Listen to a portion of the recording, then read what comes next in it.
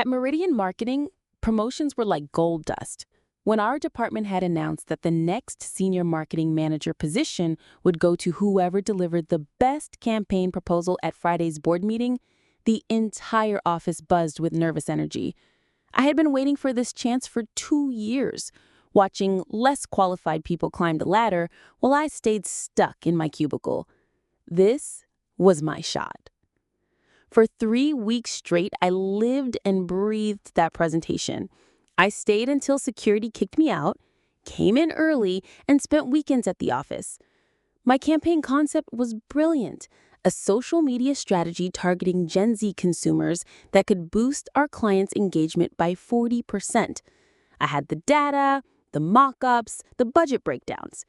Everything was perfect. Meanwhile, my coworker Sarah seemed surprisingly relaxed for someone competing for the same promotion. She arrived late, took long lunch breaks, and spent most afternoons chatting with other departments. I figured she wasn't taking it seriously, which suited me fine. Less competition meant better odds for me. The night before the presentation, I did one final review of my materials. Every slide was polished, every statistic verified, every transition smooth. I saved everything to the shared drive, my personal laptop, and a backup USB stick.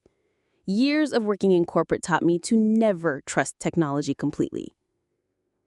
As I packed up my desk at 9 p.m., Sarah walked by carrying her designer handbag.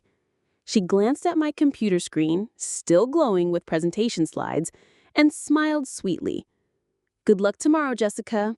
May the best person win." Her voice carried a strange tone I couldn't quite place. Confident? Almost amused. I should have trusted my instincts right then. But I was too focused on getting home and practicing my speech one more time. I waved goodbye, locked my computer, and headed to the parking garage. Tomorrow would change everything. I could feel it. Friday morning arrived gray and drizzly, matching my nervous energy. I grabbed coffee from the lobby cafe and headed upstairs, my heart already racing. The presentation was scheduled for 10 a.m., giving me just enough time to review my notes and calm my nerves. I settled into my cubicle, powered up my computer, and clicked on the shared drive folder where I kept all my presentation materials. The folder opened normally, but something was wrong. My main PowerPoint file, the one containing 3 weeks of work, wasn't there. I clicked refresh, thinking it was a glitch. Still nothing. I searched the entire drive using different keywords, checked the trash folder, and even looked in completely unrelated directories. My presentation had vanished without a trace. My hands started shaking as the reality hit me. This wasn't an accident. Across the office, Sarah sat at her desk, sipping an iced latte, scrolling through her phone with casual indifference. When she looked up and caught me staring, she flashed that same sweet smile from the night before. But now I could see what I had missed. The hint of satisfaction in her eyes, the barely contained smirk playing at the corners of her mouth. I forced myself to walk over calmly, even though my heart was pounding.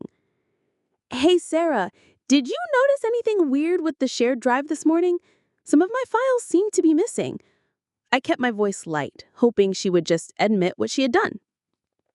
She tilted her head thoughtfully, like she was genuinely trying to help. "Missing files? That's strange. Maybe there was a server issue overnight." She paused and added with fake concern, "You did back up your work, right? I always tell people to save multiple copies of important stuff." The innocent act was perfect, but I knew better. The way she emphasized important stuff told me everything. Back at my desk, I opened my laptop and navigated to my personal backup folder. Relief flooded through me as I saw my presentation file, safe and sound. Sarah might have deleted my main copy, but she had no access to my personal computer. My work was intact. But as I reviewed the slides, a more disturbing realization hit me. If Sarah had deleted my files, she must have seen them first. She knew exactly what my campaign proposal contained. Every strategy, every statistic, every creative element I had developed. She had 3 weeks to study my work and create her own version. The smart move would have been to march straight to HR and report the sabotage. I had proof of the deleted files, and IT could probably recover server logs showing exactly when and how they were removed. But something stopped me. Maybe it was curiosity. Maybe it was strategy. But I decided to wait and see what Sarah would do with the information she had stolen. At 9:45, our department head gathered everyone in the main conference room. The long mahogany table was surrounded by senior executives, including the CEO and marketing director. This was bigger than I had expected. Apparently, this promotion carried more weight than anyone had let on. Before we begin, our manager announced, I want to remind everyone that this presentation will determine who joins our senior leadership team.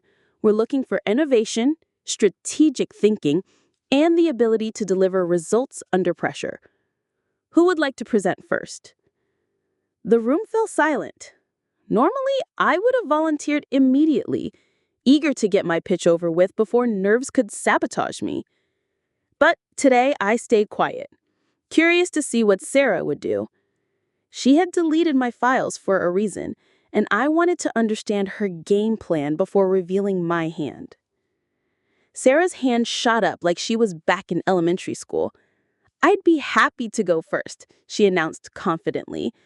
I've been working on something really exciting, and I can't wait to share it with everyone. She shot me a quick glance across the table, and I caught that familiar smirk again. This time, it was accompanied by a look of triumph, like she had already won the competition.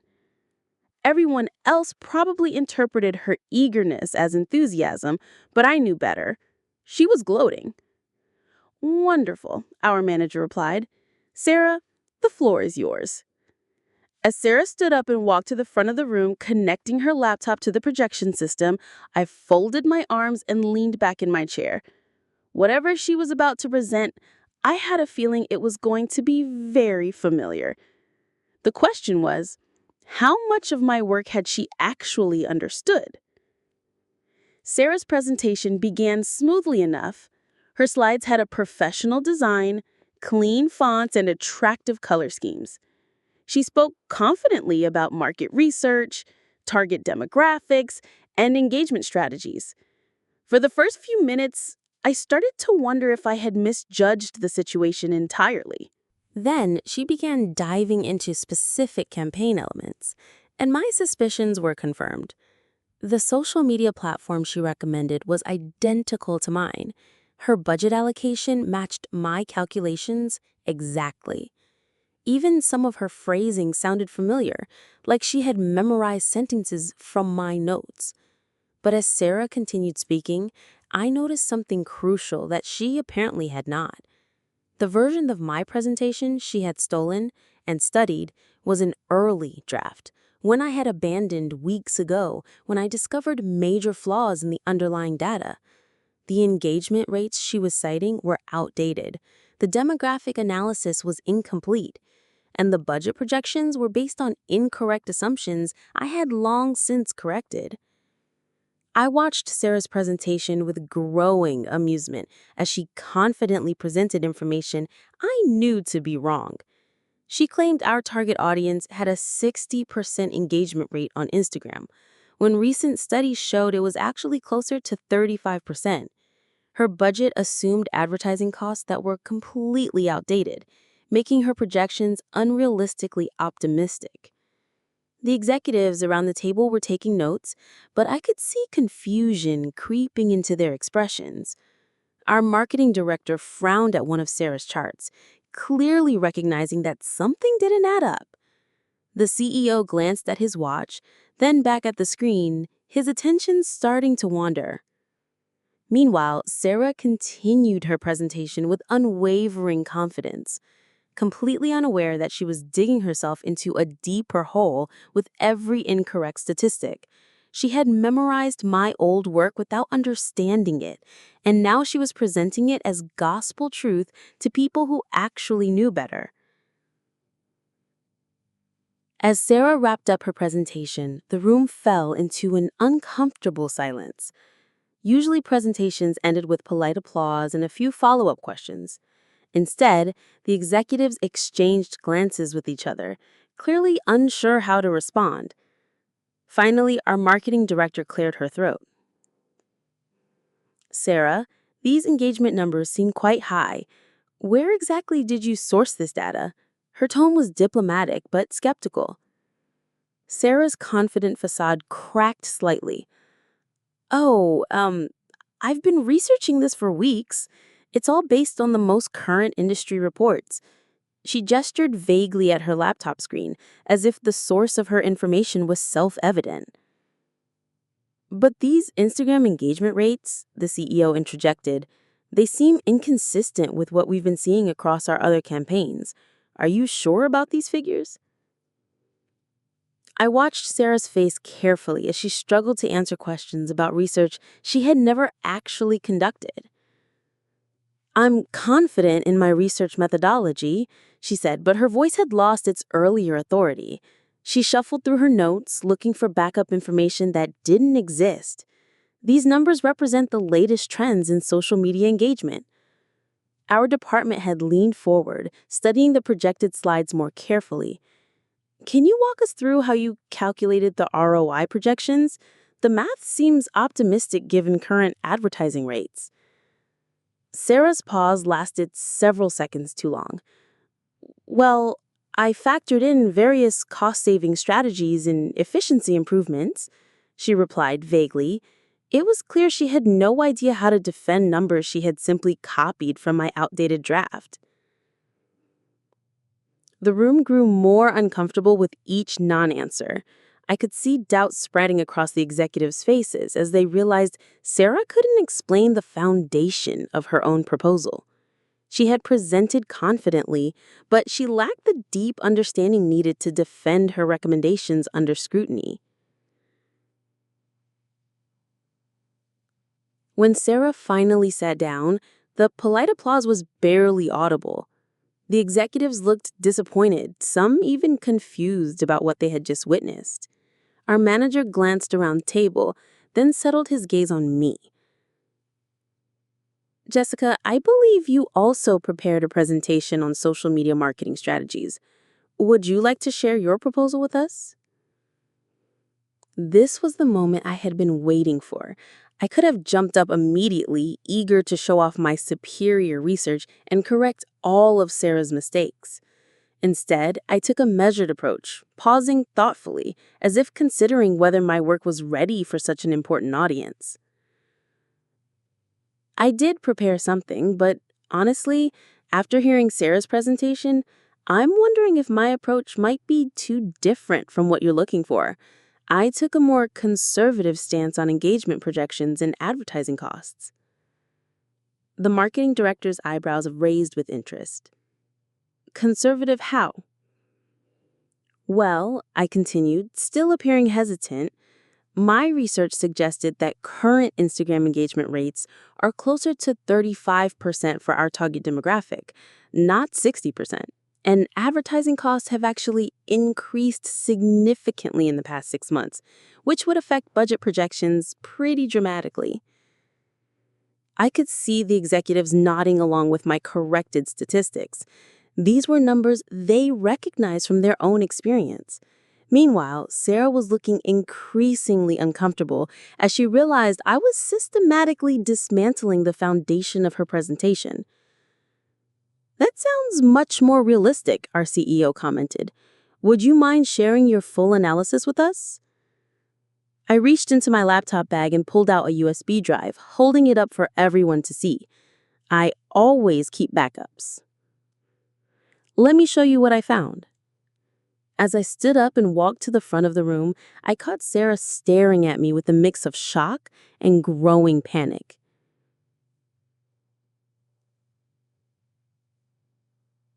I plugged in my USB drive and opened my presentation file.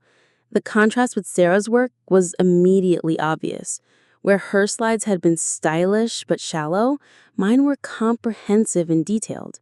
Every statistic included a source citation, every projection included multiple scenarios, and every recommendation was backed by solid research. Based on current market conditions, I began, I believe we need to adjust our expectations for social media engagement. Recent studies show that our target demographic has become more selective about the content they engage with, which actually presents an opportunity if we craft our message correctly. I walked through my analysis methodically, explaining not just what I recommended, but why each decision made strategic sense. The executives started asking detailed follow-up questions, and I was ready for all of them. This was my work, my research, my expertise shining through. Behind me, I could hear Sarah shifting uncomfortably in her chair.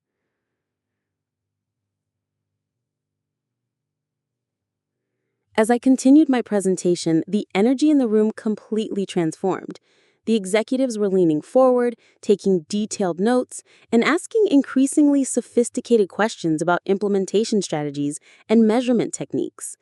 This was the kind of engaged discussion I had hoped for when I first started preparing 3 weeks ago. Your budget projections seem much more realistic, the marketing director observed.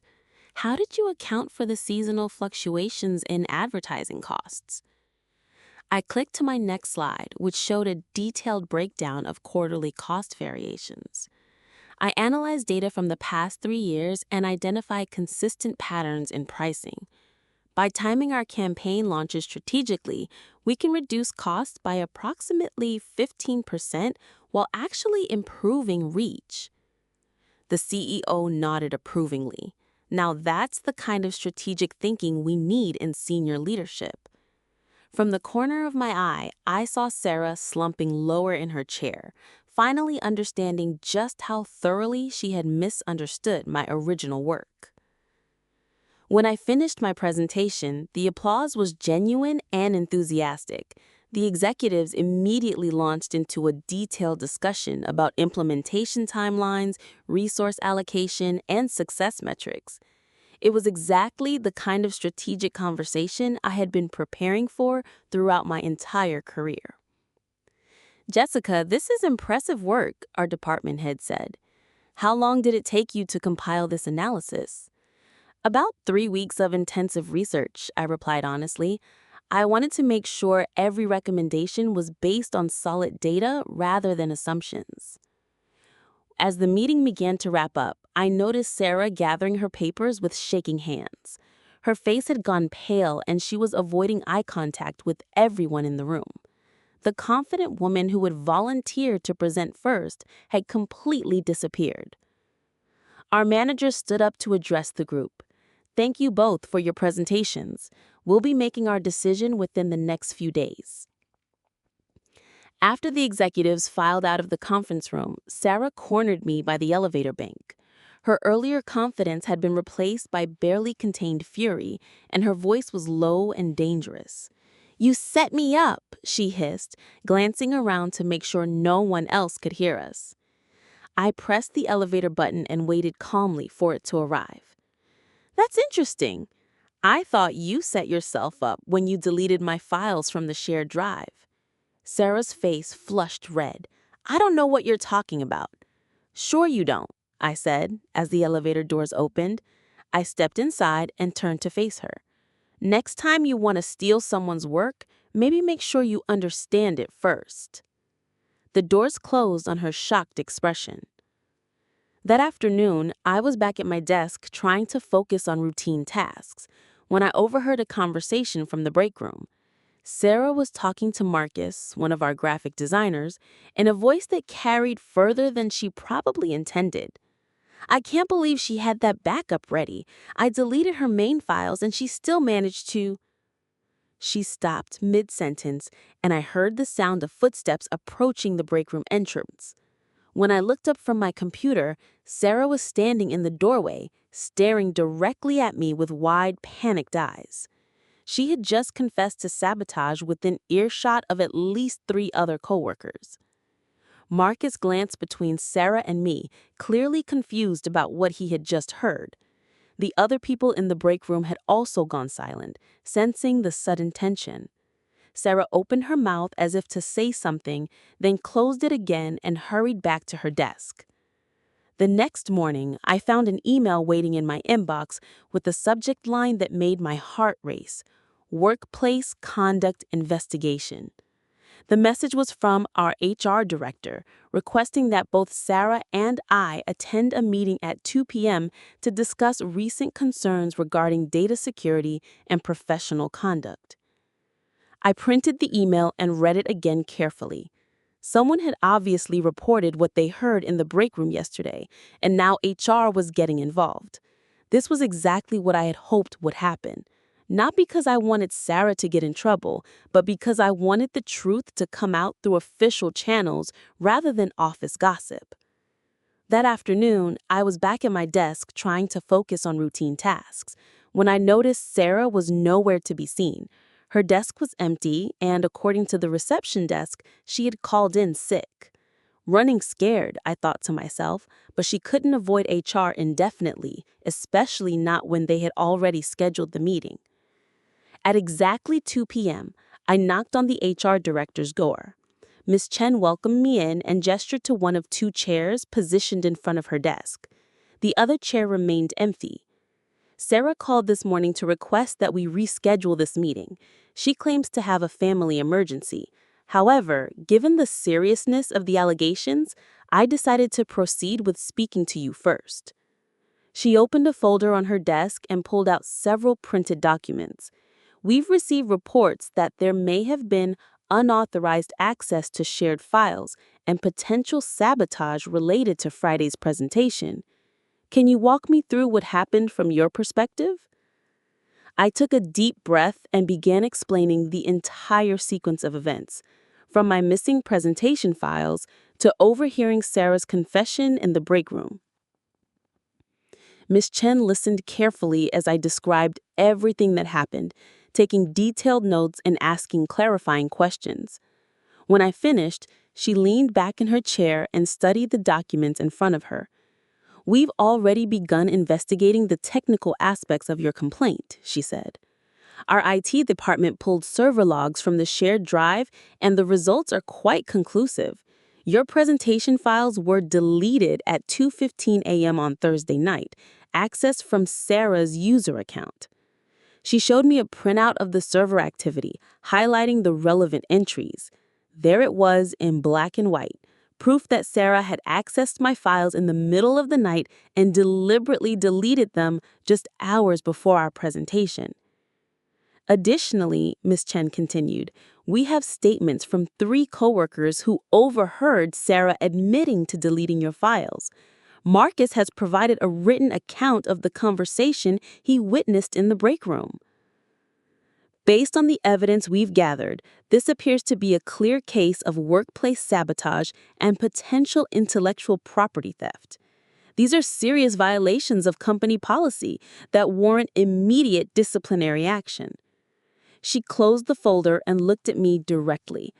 "I want you to know that we take these matters very seriously. No employee should have to worry about their work being sabotaged by a colleague, especially not in the context of a promotion competition." I nodded, feeling a mixture of relief and sadness. Relief that the truth was finally coming out through proper channels, but sadness that it had come to this. Sarah and I had never been close friends, but we had worked together professionally for over a year. I never imagined she would resort to outright sabotage. "What happens next?" I asked. Ms. Chin's expression was grave. "We'll be meeting with Sarah tomorrow to discuss these findings. Depending on her response, this could result in anything from formal disciplinary action to termination." The next day, Sarah's desk remained empty all morning. Around noon, I noticed security escorting her into the building through a side entrance, presumably to avoid drawing attention from the rest of the office. She was carrying a small box and looked like she had been crying. An hour later, I received an email from our department head requesting a brief meeting. When I arrived at his office, he was sitting behind his desk with what looked like official paperwork spread in front of him. "I wanted to update you on the situation with Sarah," he said, without preamble. "After reviewing the evidence gathered by HR and IT, we've decided to terminate her employment effective immediately. Her actions violated multiple company policies and demonstrated a fundamental lack of professional integrity." He paused, then added, "I also want to personally apologize that you had to deal with this situation. The way you handled it, professionally and ethically, reflects exactly the kind of leadership qualities we value in our senior staff." That afternoon, I watched from my cubicle as Sarah cleaned out her desk under the supervision of a security guard. She moved quickly and quietly, avoiding eye contact with anyone nearby. The confident woman who had volunteered to present first just 4 days earlier was nowhere to be seen. As she packed the last of her personal items into a cardboard box, she glanced in my direction one final time. I expected to see anger or resentment in her expression, but instead I saw something closer to defeat. She had gambled everything on her ability to steal my work and present it as her own, and she had lost spectacularly. The security guard escorted her to the elevator, and just like that, Sarah was gone. Her empty cubicle would serve as a reminder to everyone in the department that sabotage and dishonesty had consequences. Within an hour, facilities had already removed her nameplate and started packing up her remaining belongings. 2 weeks later, I received the email I had been hoping for since I first started working at Meridian Marketing. The subject line was simple but life-changing: "Promotion Confirmation, Senior Marketing Manager." The message detailed my new salary, expanded responsibilities, and start date in my new role. Everything I had worked toward for 2 years was finally becoming reality, earned through genuine effort rather than corporate politics or sabotage. I printed the email and put it in my desk drawer, right next to the backup USB drive that had saved my career. Sometimes the best revenge is simply letting people reveal their true character while you quietly do excellent work. Sarah had defeated herself. I had just given her the opportunity to do it publicly. If you enjoyed this story, make sure to like this video, comment, and smash the subscribe button. Also, check out other videos on the channel. We've got more interesting stories for you.